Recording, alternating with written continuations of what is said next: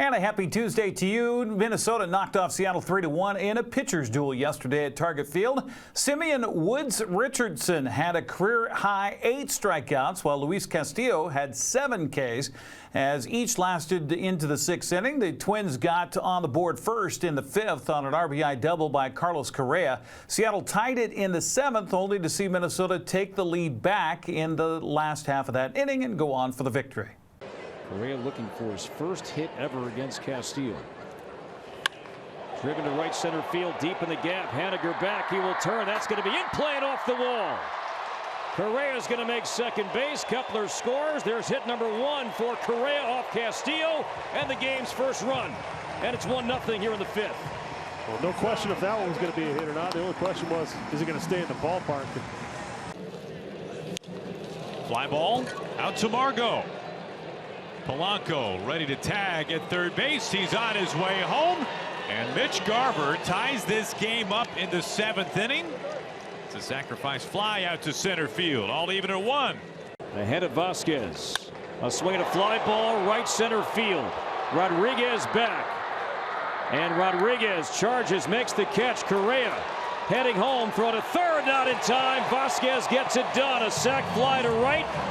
Correa scores, and the Twins regain the lead. It's 2-1. Well, just like that, they answer back.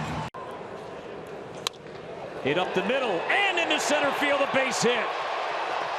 Castro scores. Santana makes third. There you go, Manny Margot. A 2-out run-scoring single, and the Twins have a 3-1 lead. Oh, you gotta love those 27 hoppers up the middle. A 2-out knock, 2-out stake, big insurance run on a pretty good pitch. Down and away, but he just stayed through it. He struck him out swinging on a breaking ball, and the Twins beat the Mariners 3-1. One day after the 12-game winning streak came to an end, the Twins come right back and beat a very, very good pitching staff. And the Twins win their 20th game of the year, knocking off Seattle 3-1. Manager Scott Service says Woods Richardson just had a little better outing than Castillo on this particular day at the ballpark. Yeah, you got to figure out a way to get the ball in play. You're going to have to battle through it. You know, fastball, really good changeup. You know, we knew that coming into the game, that it was going to be a lot of off-speed pitches. You got to let the ball get deep. You got to let it get there and try to use the whole field to hit. He out-executed us tonight. He pitched better than we handled it. That's going to happen once in a while in this league, but we have to be tougher there. You know, 14 strikeouts, you're not going to win a ball game. Coming into this series, we expected there was going to be a lot of good pitching out there. The Twins are throwing the ball really well, as we are. They just outdid it tonight. Yeah, we haven't seen him look that good this year. He's really good. Yeah, he's a stud.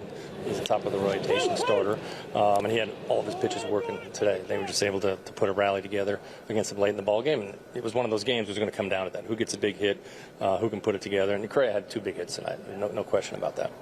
Seattle was held to its lowest hit total of the year so far in a game. Also combine that with 14 strikeouts and not going to win you many ball games.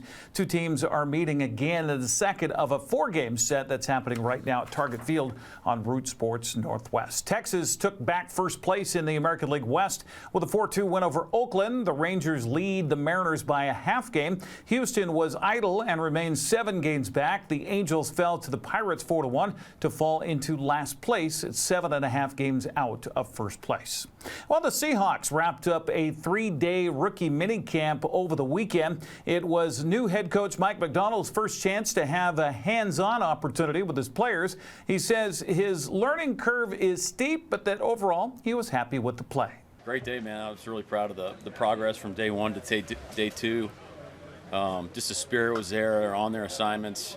We're obviously going to be chasing all the things, but yeah, I thought it was a great rookie camp overall. What an awesome start, and just proud of the jump that we made, and we got some really cool players out there. So, yeah, great start. The guys came in on Thursday, and you only have so much time to install some things, but this isn't the first time we've done this, and we're not putting everything in. So it's a balance between, trying to stress them a little bit mentally, but really the thing that you're really looking forward to is making it clear so the guys can go play fast and go, try to be able to evaluate them. Plus, build a foundation for when they come back and they have a kind of a working knowledge about we roll. Many eyes were on first-round draft pick Byron Murphy II. The Texas defensive tackle says he was happy to get on the field and learn more about his new head coach. I feel like I had a great day of practice.